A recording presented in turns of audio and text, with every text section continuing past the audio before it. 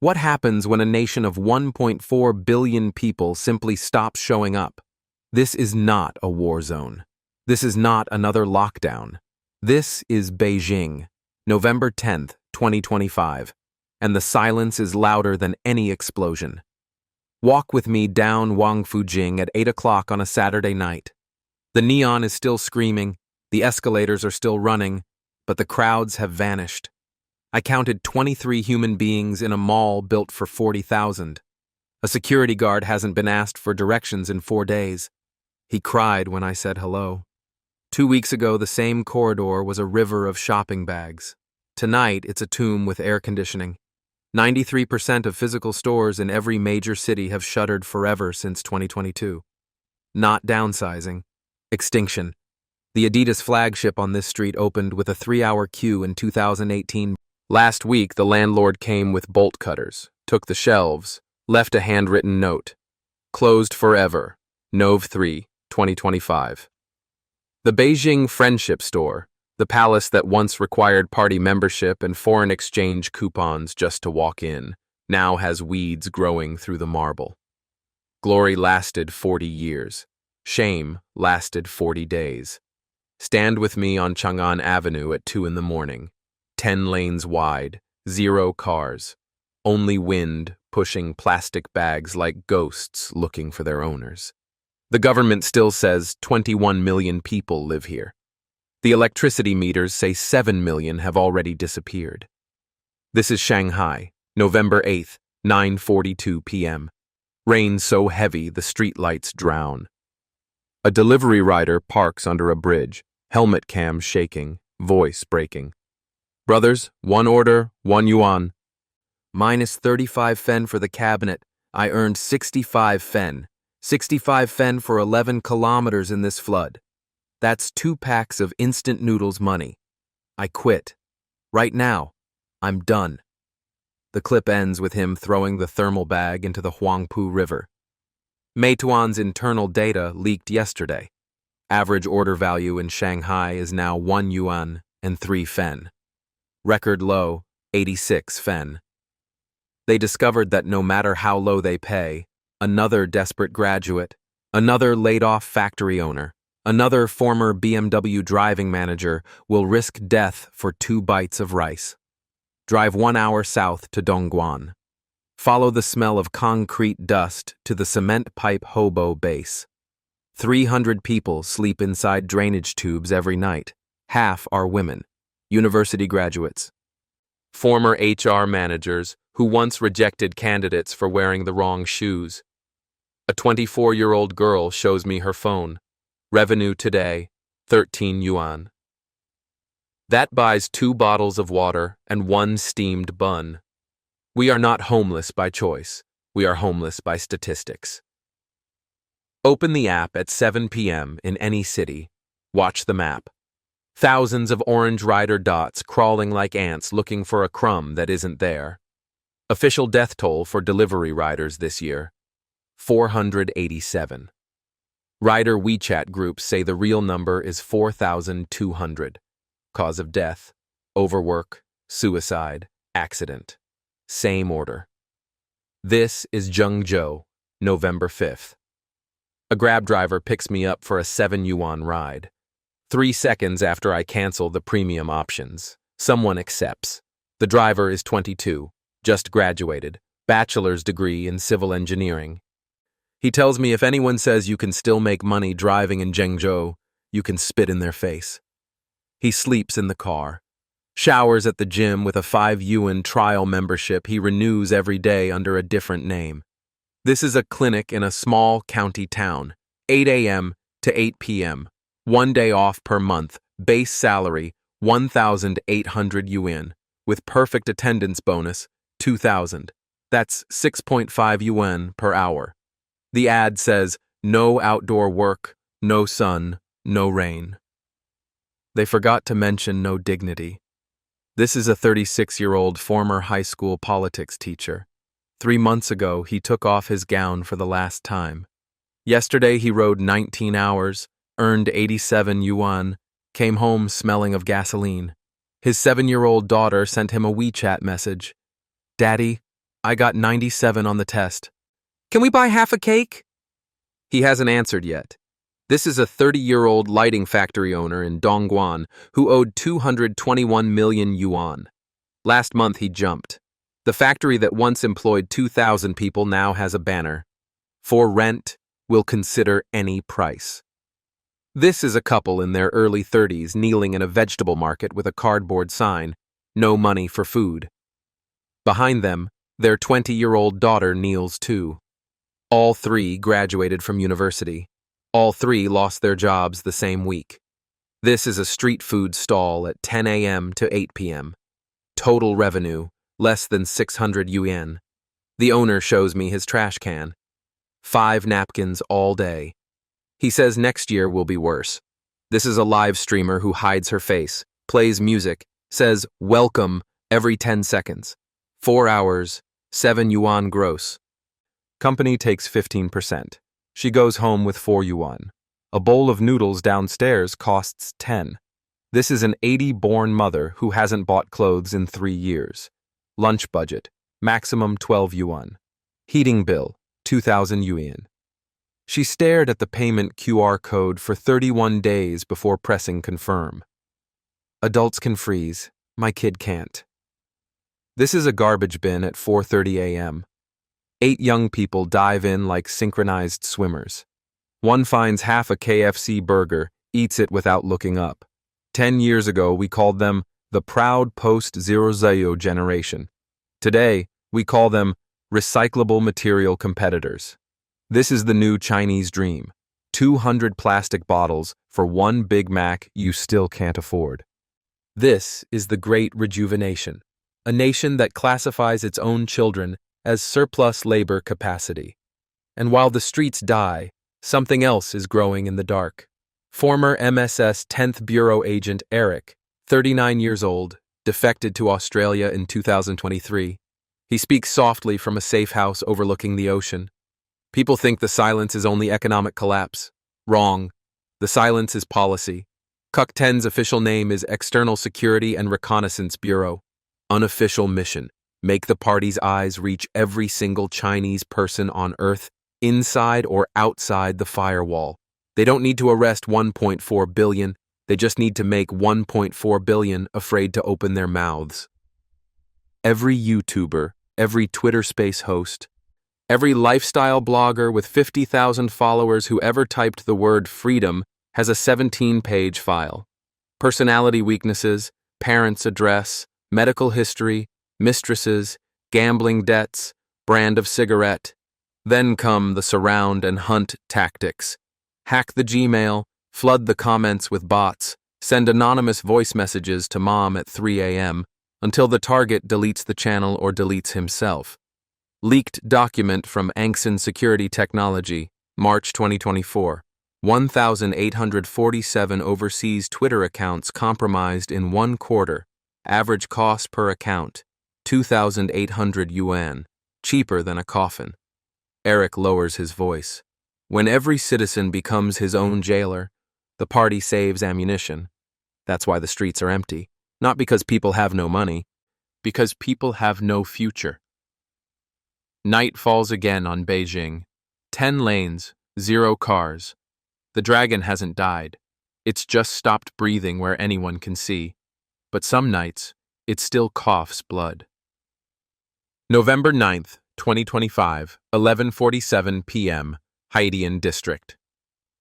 McDonald's, the one that never closes. The lights are fluorescent white, the fries are cold, and 42 people are pretending to eat so they can stay warm. They call it the 24-hour refugee camp with free Wi-Fi. The night manager charges 20 yuan per person after 2 a.m. if you don't order something new. A former Huawei senior engineer, 41, masters from Tsinghua, sleeps upright in booth number 7. He has been here 19 nights. His phone battery is at 4%. His dignity is at 0. Across the booth, a 29-year-old woman from Hebei live streams her suicide note on Douyin. Title: Last order was 86 fen. Goodbye. The platform cuts the stream in 14 seconds, but not before 1.8 million people see her drink the pesticide. Within minutes, the video is scrubbed from every server inside the Great Firewall. By morning, her account never existed. Her mother in Beijing receives a phone call from the local police station. Your daughter moved abroad suddenly. Stop asking. That same week, Beijing traffic police logs leak something new. From November 4th, unmarked olive green trucks appear on Chang'an Avenue, Fuxing Men, Second Ring Road, even outside 301 Military Hospital. No license plates, no unit markings. Drivers wear Type 21 winter fatigues without insignia. Local sources inside the system whisper one sentence: regular PLA, not armed police. They're rehearsing for something that hasn't been named yet. A friend still working in the Beijing Garrison Command sends a voice message at 3:12 a.m., voice lowered to a thread. Don't film the trucks. Don't ask what they're for. Just know that every major overpass now has a squad of 12 soldiers in plain clothes, rotating every 4 hours. Orders came from Shanghai on November 2nd. Codename, Silent Shield. Official explanation, winter air pollution drill. Real explanation, they're afraid the unemployed will start talking to each other in real life. November 6th, 4:20 a.m., WeChat group. Beijing Midnight Riders, 74,000 members. One rider posts a single photo, 30 soldiers in civilian jackets loading riot shields into a van outside Yonghegong Lama Temple. Caption, brothers, if you see green vans, take another road. The post disappears in 9 seconds. The rider's account is permanently banned. His Meituan rider ID is deactivated at 4:29 a.m. By sunrise, he is riding an unlicensed scooter with no app, cash only, earning 30 yuan all day. Meanwhile, the property apocalypse accelerates. In Langfang's Yongqing County, 30 kilometers from Tiananmen, an entire 42-building complex built in 2019 now sells apartments at 3,500 yuan per square meter. Original price, 23,000. That's an 85% drop in 6 years. One owner live streams his empty flat. Full furniture, 55-inch TV, higher fridge, still has the plastic film on it. Price, 280,000 yuan total. Morning purchase, afternoon keys. Title, By my prison, I surrender. In the live comments, someone writes, Brother, I want to buy, but I only have 180,000. Can pay in 2 years? The owner replies with a crying emoji and turns off the stream. Tianjin's permanent population has shrunk by 540,000 in 3 years, yet 40 new shopping malls opened in the same period. Salespeople outnumber customers 10-1. A Louis Vuitton store in Mixi Mall keeps 20 staff on the floor. On November 7th, they sold one belt all day. The store manager forces them to take turns pretending to be customers so the security camera shows movement. In Guangzhou, a freshly graduated couple from 985 universities set up a street stall selling phone cases. Revenue first day, 47 yuan. Cost of goods, 68 yuan. Rent for the tiny spot, 180 yuan. They close at midnight, hug each other, and cry without sound because the city is still watching. Back in Beijing, second-hand housing transactions have fallen 80% year on year. The average seller now offers 38 apartments for every buyer. One listing in Chaoyang Park, 89 square meters, fully renovated, original price, 7.1 million in 2021, now 3.1 million. Owner pays all taxes and fees, throws in a 2023 BMW 320i parked downstairs. Still no offers after 118 days. The owner, a former Ant Group director, now rides Elay.me in the same district where he once earned 2 million a year. At 2:10 a.m. on November 10th, a WeChat Moments post from a verified real name user lasts exactly 41 seconds before vanishing. 15 years ago, I told my mom house prices only go up. Today I sold my flat for half the mortgage I still owe. Mom asked if she did something wrong raising me. I couldn't answer. By dawn, The man's social credit score has dropped 32 points for spreading negative energy. His Alipay Huabei limit is cut from 50,000 to 800 yuan overnight. And while the streets bleed jobs and dreams, something far colder is watching from above. Not the winter sky. The party's unblinking eye. Tonight, for the first time on open air, we bring you the full confession of Eric, former 15-year veteran of China's most secretive predator, the 10th Bureau of the Ministry of State Security. He is 39. He defected to Australia in February 2023, carrying a hard drive that still makes Beijing wake up in cold sweat. He speaks softly, the way men speak when they know the microphone might be their last. Eric opens a plain manila folder. Inside is a single photograph. A smiling 34-year-old democracy activist boarding a flight in Bangkok, holding a bouquet for Grandma's funeral. He never landed. The plane did. The bouquet is still in some evidence locker in Shanghai.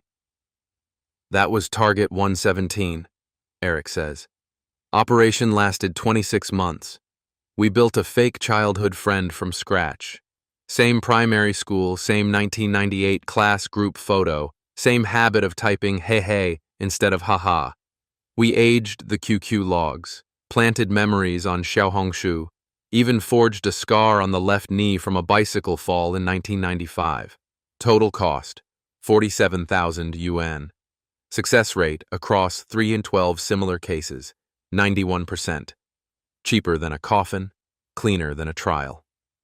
He turns the page. A classified org chart glows on the screen. 10th Bureau, External Security and Reconnaissance. 2 arms, defense. Stop any Chinese diplomat, soldier, or student overseas from ever thinking the wrong thought. Offense. Make sure the wrong thought never spreads. Official motto, written in red ink at the top. Let the party's eyes reach every single ethnic Chinese on the planet, alive or dead. Eric's finger traces the spiderweb. We own WeChat, Douyin, Xiaohongshu, Temu, Pinduoduo Global, every app you open to say goodnight to mom. WhatsApp is blocked, Telegram is blocked, Signal is blocked, so you have no choice. Every voice message, every red envelope transfer, every time you type Xi Jinping and delete it, we see it in real time. Kuk 14's interception center in Qinghai receives the packet 0.9 seconds after you hit send. By the time you put the phone down, your file has already been updated. He leans closer. Every overseas YouTuber, every X account with more than 50,000 followers who ever criticized the party has a 17-page psychological dossier. Page 1, childhood trauma. Page 2, current debts. Page 3, mother's hypertension medication brand. Page 4, mistress's cup size. Page 5, decision matrix. Leverage, surround hunt, neutralize. We don't flip them. We hunt them with leverage until they flip themselves. Eric opens a video file timestamped March 2024. A Beijing conference room. Engineers from Angxin Information Technology demonstrate a tool called Ghost Key. One click. 1,847 overseas Twitter accounts fall. Passwords, DMs, draft tweets, unsent voice notes, all streamed live to a wall of screens. The room erupts in applause. 7 months later, October 29th, 2025, CCTV 13, Great Hall of the People. Same company receives the National Progressive Private Enterprise Medal. The CEO bows to Li Qiang. The broadcast cuts at exactly 12 seconds. The medal is real gold. The blood is real too. Eric closes the laptop.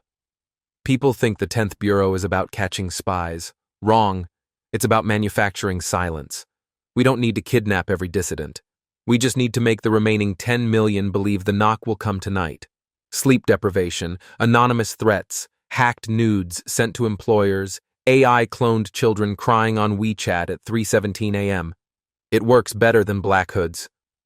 He stands, walks to the window. Moonlight on the Pacific. In 2024, the old Joint Office for Suppressing Falun Gong Overseas got a quiet upgrade. New name: Overseas Hostile Forces Comprehensive Response Command. Budget tripled overnight. New target: any group, anywhere, larger than 20 people, that dares to whisper the phrase, "The economy has already collapsed." They don't care if you meditate. They care if you motivate. Eric turns back. His final sentence is barely louder than the waves. They have rehearsed the spark. Zhangjiakou Training Base, August 2025. 19,000 PLA troops dispersed 1 million simulated civilians in 4 hours 12 minutes. Tear gas, microwave crowd control beams, 5G jammers, drone-dropped paralytics. The green trucks you see on the second ring road aren't for foreigners. They're for the day the delivery riders, the mortgage slaves, the mothers bargaining for half a cake, and the fathers who smell like gasoline finally look up from their phones and realize the party is outnumbered 10,000 to 1. That day is not coming. It's already waiting at the traffic light, helmet in hand, 86 Fen order in pocket, and a scream in its throat that the 10th Bureau has not yet learned how to delete. The eye is watching, but the eye cannot see what happens when 1.4 billion closed mouths decide to open at the same time. This is China Undercover. We are the ones who refuse to look away while a nation of 1.4 billion souls is taught to hold its breath. We are the voice in the dark that says, "You are not alone." We are the hand reaching through the firewall to every rider crying in the rain, every mother counting coins for half a cake, every father who hasn't slept in the same bed as hope for years. Your scream is already inside us. One day soon, we will hand it back to you, louder, unbroken, and impossible to delete. Until that morning comes, keep the helmet on, keep the phone charged, keep the story alive. We are not going anywhere, and neither are you.